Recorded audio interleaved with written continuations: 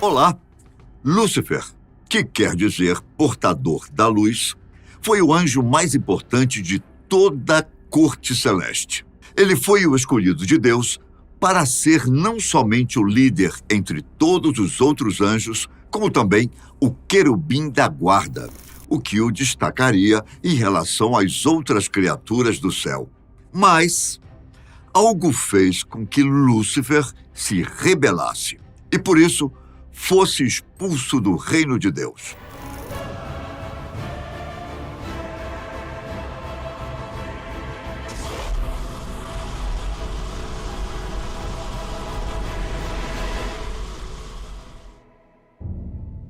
O manuscrito não canônico de Melquisedeque começa com uma premissa intrigante.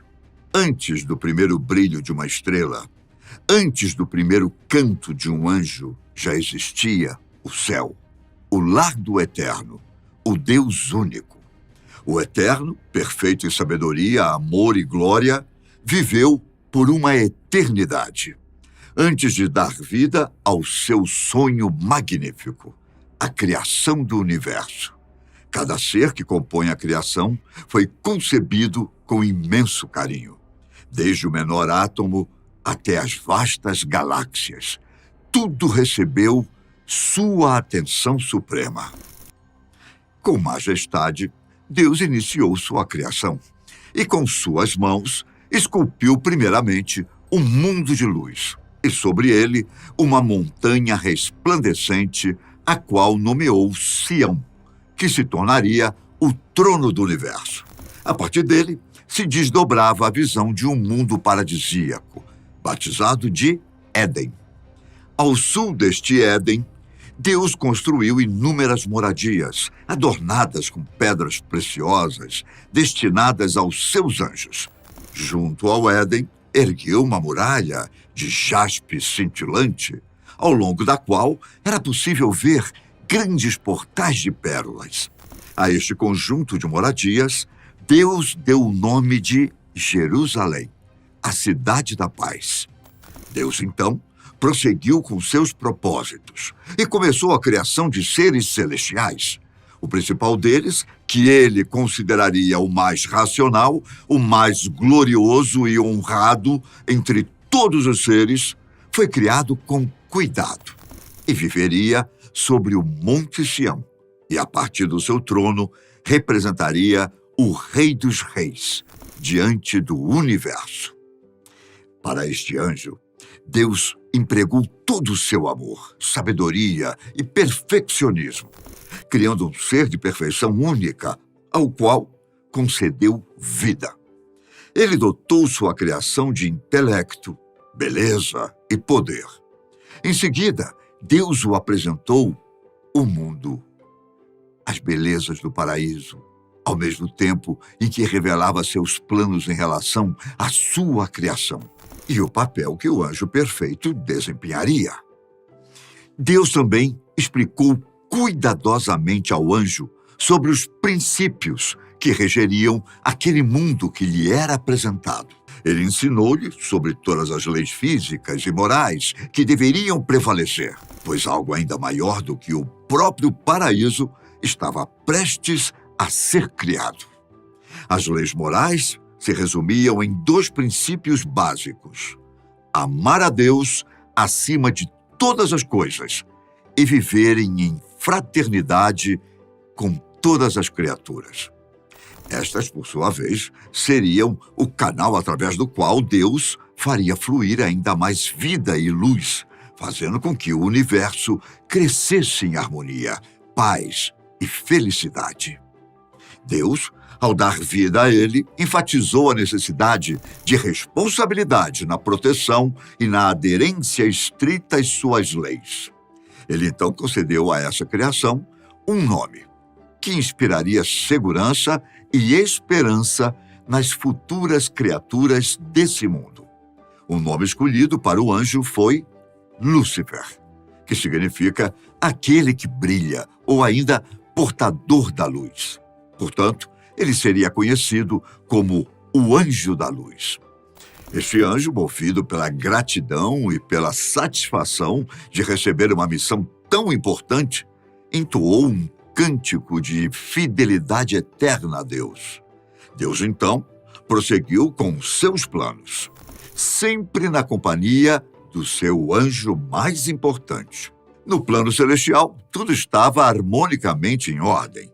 A paz e a alegria eram soberanas e era comum ouvir os anjos entoando cânticos de louvor ao seu Criador. Deus, contente com seus ministros, passou a criação do universo físico, o universo dos homens e dos animais, que habitariam o mundo material que ele havia planejado com tanto carinho. A partir de um imenso vazio, Deus fez surgir, ponto a ponto, toda a riqueza do cosmos. Galáxias, estrelas e sistemas planetários que formariam os mundos físicos que hoje nós conhecemos. Entre todos esses mundos, um deles seria especial e destinado à sua última criação. Ele lembrou a Lúcifer, seu principal anjo, que tudo aquilo seria o que ele teria que cuidar. Sob os olhares admirados dos outros anjos, Lúcifer, mais uma vez, agradeceu pelo presente que recebia do seu Criador. Com grande surpresa, eles acompanharam Deus na criação da vida no universo, onde haveria, assim como na morada celestial, a presença da harmonia, da paz e de um grande júbilo. Além disso, esses mundos teriam a existência de um valor sem precedentes, que era a liberdade de escolha. Assim, reunido com todos os seus anjos à beira de um abismo, Deus apresentou um limite, dizendo a eles: todos os tesouros da luz estarão abertos ao vosso conhecimento, menos os segredos ocultos pelas trevas. Sois livres para me servirem ou não. Amando a luz, estareis ligados à fonte da vida. A partir daquele momento, Deus separou a luz das trevas e o bem do mal. O universo como um todo estava livre para escolher o seu próprio destino. No entanto, Lúcifer fez um pedido à divindade maior. Ele queria conhecer os segredos das trevas, o que lhe foi negado quando Deus disse que ele fora criado para a luz, não para as trevas. Isso deixou Lúcifer indignado. Como podia Deus lhe negar um simples pedido, já que ele era seu anjo predileto? Diante das constantes negativas do Criador, com o passar do tempo, Lúcifer foi se transformando por dentro. E toda aquela graça que havia recebido foi se esvaindo.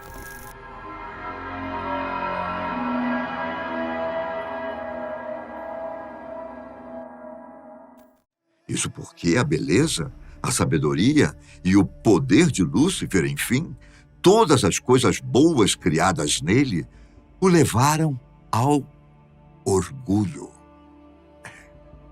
O orgulho é um sentimento no qual o ser dá mais valor a si próprio, se sente mais honrado do que qualquer outro, e isso pode levá-lo a ignorar os sentimentos alheios, uma vez que o dele é o que importa. Lúcifer, além de orgulhoso, tornou-se também um ser invejoso. Ele queria ser como o Criador, queria ter mais controle sobre tudo e todos. Então, ele se voltou contra seu próprio Criador, o todo-poderoso Deus. Lúcifer se rebelou. Por ainda possuir todo aquele poder que lhe fora dado por Deus, o anjo da luz passou a corromper alguns dos seus irmãos e conseguiu criar um pequeno exército de anjos revoltados, justamente para poder tomar o lugar daquele que os havia dado a existência.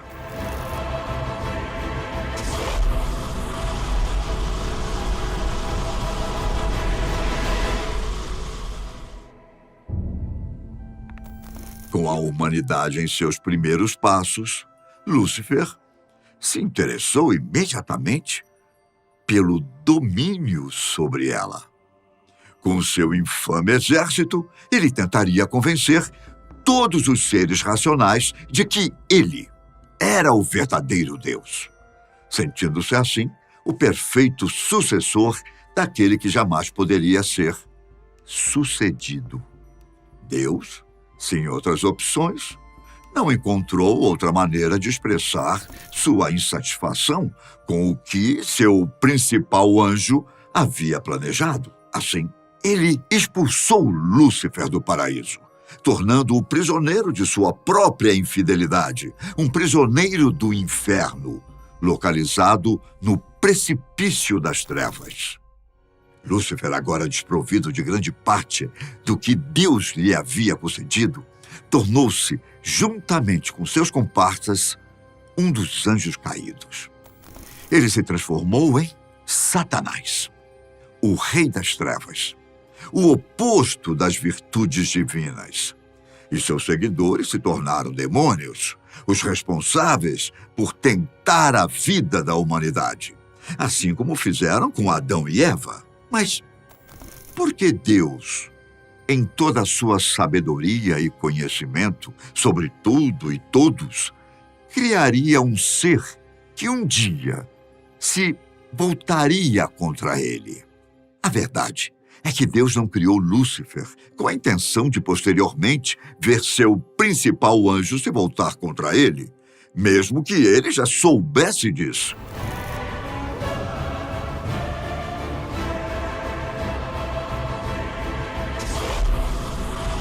O livre-arbítrio, ou a liberdade de escolha, que também foi dado aos anjos, é que foi mal usado pelo anjo da luz, ou agora, Satanás. Mas foi devido ao livre-arbítrio que Deus não perdoou seus anjos? Alguns teólogos e estudiosos das religiões argumentam que Satanás e os anjos caídos exerceram seu livre-arbítrio ao se rebelarem contra Deus. O livre-arbítrio implica a capacidade de escolher entre o bem e o mal. E Deus respeita as escolhas que fazemos, mesmo que isso signifique se afastar dele. Portanto, o perdão pode não ser aplicado se não houver arrependimento genuíno. Sobre a gravidade do pecado, a tradição teológica sugere que a rebelião de Satanás e dos anjos caídos foi um ato de grave desobediência e rebelião contra Deus. Alguns teólogos argumentam que a gravidade desse pecado é tão grande que não pode ser perdoado. Sobre o arrependimento,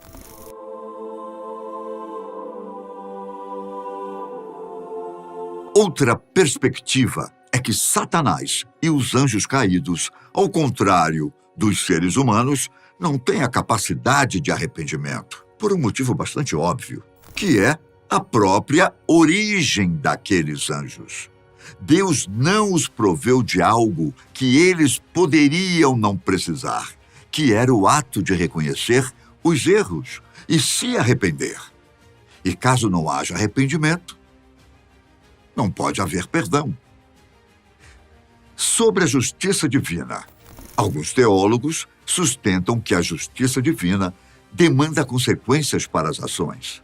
Assim, Deus, em sua justiça, não perdoou Satanás e os anjos caídos como parte da consequência de sua rebelião.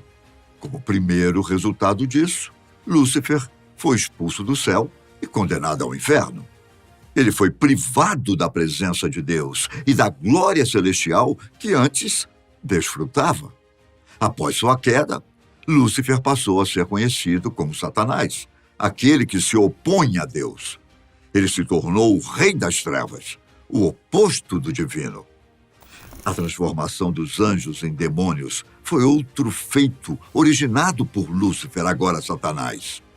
Eles só passaram a existir devido ao lobby, puxando para o linguajar do mundo político e dos negócios de hoje, que Lúcifer fez quando iniciou sua rebelião.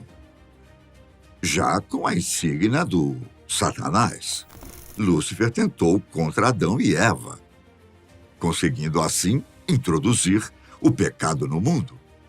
E foi isso que gerou consequências duradouras para a humanidade, incluindo o sofrimento e a morte. Trazendo tudo isso para a nossa realidade, o que podemos pensar? Todos os dias, em todos os lugares e em praticamente todos os setores da vida humana, o pecado se faz presente, de uma forma ou de outra. Desde um pequeno deslize às mais inaceitáveis atitudes. E tudo o que fazemos é culpar o diabo. Mas nunca reconhecer os nossos erros. O que, conforme vimos, se não houver arrependimento, não há o que ou por que perdoar. Contudo, não adianta somente ir à igreja, se ajoelhar, pedir perdão. O arrependimento deve vir antes de tudo. E o perdão não é só pedido a Deus, mas também àqueles a quem ofendemos. Se você é um espelho divino, saiba que os outros também o são. E fica uma pergunta. Se Deus não perdoou Lúcifer, por ele ter quebrado todas as regras e abusado do livre-arbítrio, seríamos nós, filhos do pecado original, suscetíveis a tal perdão?